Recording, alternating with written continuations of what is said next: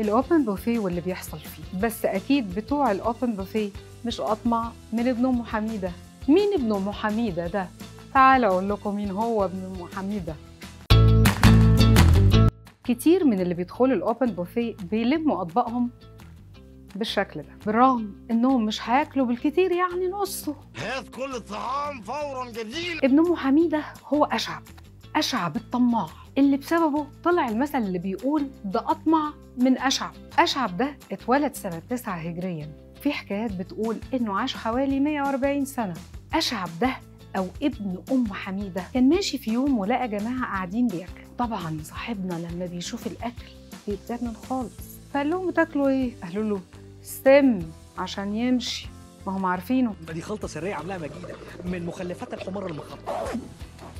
قال لهم بمنتهى الهدوء أموت معاكوا أحسن، والدنيا تسوى إيه من غيركم. وراح قاعد وهاتك يا أكل. مرة تانية لقى ناس بتاكل، قام قاعد على طول من غير ما يستأذن ولا يعزموا عليه. بصوا له وهم مستغربين، هو أنت تعرف مننا حد يا عم أنت؟ قال لهم طبعا، وراح ماسك حتة هبرة لحمة وراح قال هدي أنا عارفها. يلا ناخد الفروج وهسيب لك الكيكة. طب يلا جاتك 60 كيكة. وفي يوم كان ماشي في الشارع لقى واحد بيصنع أطباق، قال له يا ريت تخلي الطبق أكبر من كده شوية. بح إيدك. قال له ليه؟ هو أنت هتشتريه؟ رد أشعب وقال له لا طبعا أنا مش هشتريه، بس يا أخي ممكن اللي يشتريه يبعت لي فيه أكل ولا إيه؟ طيب.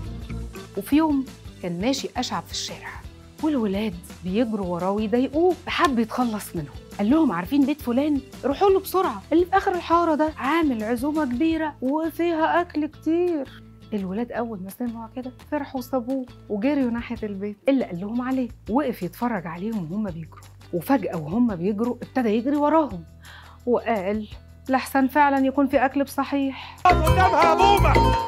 في سنة 1938 أصدر كاتبنا الكبير توفيق الحكيم كتاب بعنوان أشعب ملك المستطفلين، وعلى غلاف الكتاب صورة لتوفيق الحكيم وبقه مليان أكل وماسك سندوتش بياكل منه. وطبعا الرسالة اللي في الصورة كانت واضحة جدا، إنها إشارة لابن أم حميدة أو أشعب الطماع. وعلى فكرة أشعب كان بيغني وصوته حلو جدا،